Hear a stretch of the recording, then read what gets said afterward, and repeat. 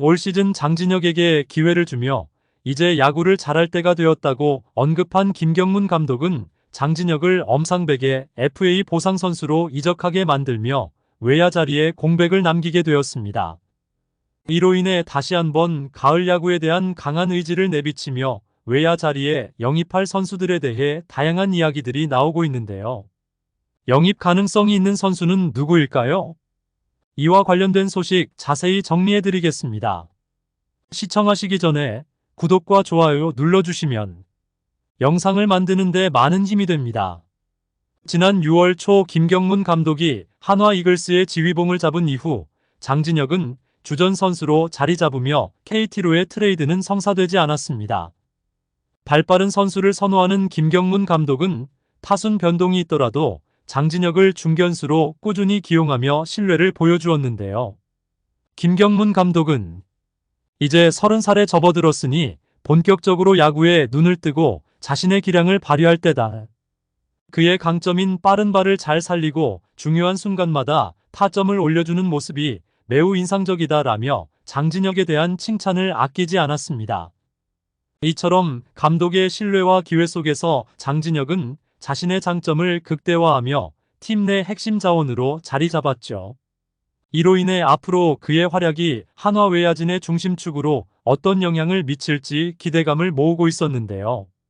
한화 이글스는 이번 FA 시장에서 전력 보강에 성공했지만 외야진의 약점은 여전히 해결되지 않은 과제로 남아있어 내년 시즌에도 장진혁이 중용될 가능성이 높아 보였습니다.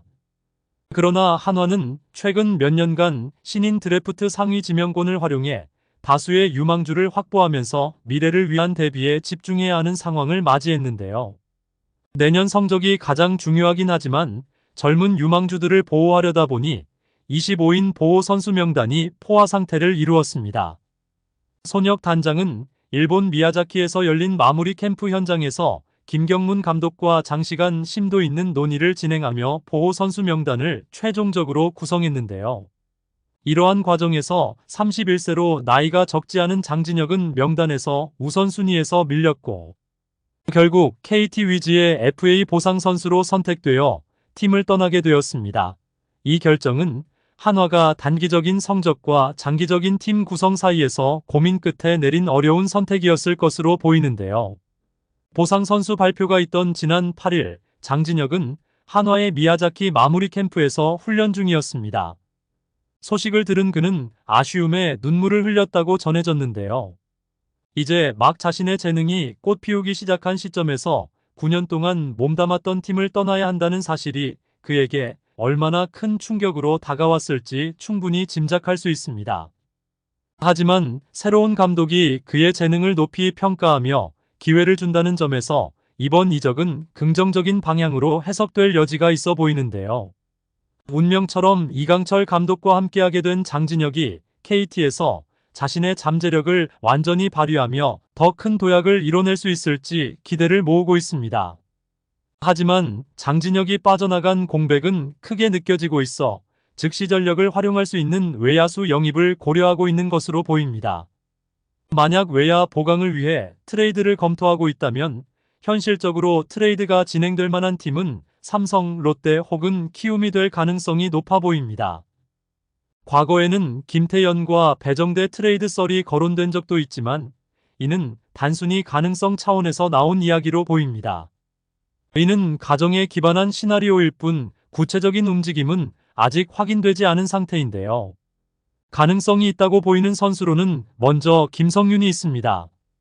김성윤은 작은 체구에도 불구하고 장타 잠재력을 가지고 있다는 점이 눈에 띄는데요.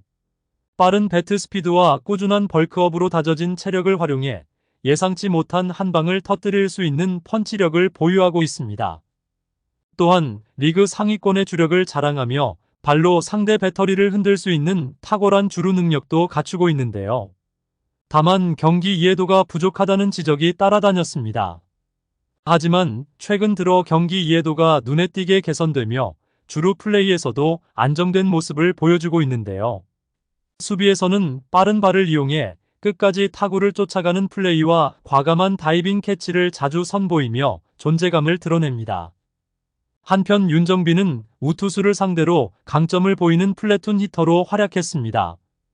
하지만 주전 자리를 확고히 하려면 수비와 주루 능력을 끌어올리고 좌투수 상대 성적을 개선할 필요가 있다는 평가를 받았는데요. 그럼에도 불구하고 팀 내에는 윤정빈과 비슷한 포지션을 소화할 수 있는 선수가 많아 그의 약점인 좌투수 상대 성적을 보완해 줄 수 있는 동료들이 제 몫을 해주고 있습니다.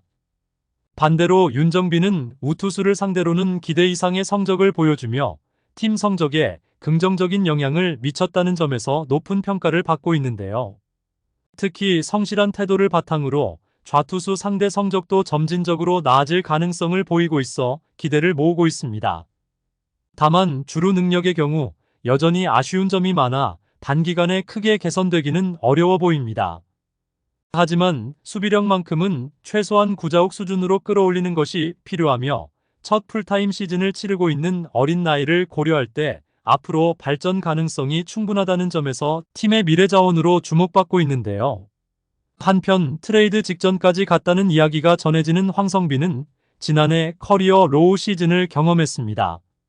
올 시즌 초반까지도 주전 경쟁에서 밀려 4월 18일 경기 직전까지만 해도 주로 대주자로만 기용되며 벤치 자원으로 시작했는데요.